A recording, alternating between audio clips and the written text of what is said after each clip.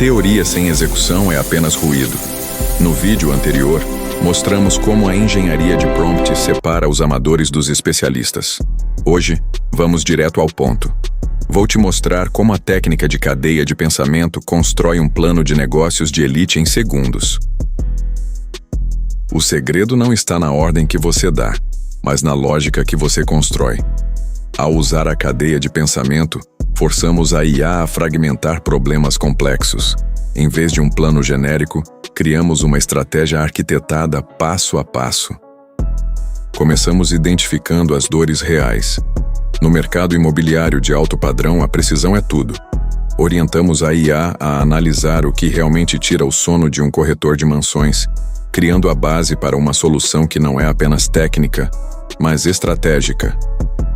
Com as dores mapeadas, a IA agora desenha a arquitetura da solução. Aqui, a tecnologia deixa de ser uma ferramenta e se torna o diferencial competitivo. É onde a lógica pura se transforma em valor de mercado, garantindo que cada resposta da IA seja verificável e sólida. Por fim, definimos o valor. No Dior Intelligence, não trabalhamos por horas, trabalhamos por impacto.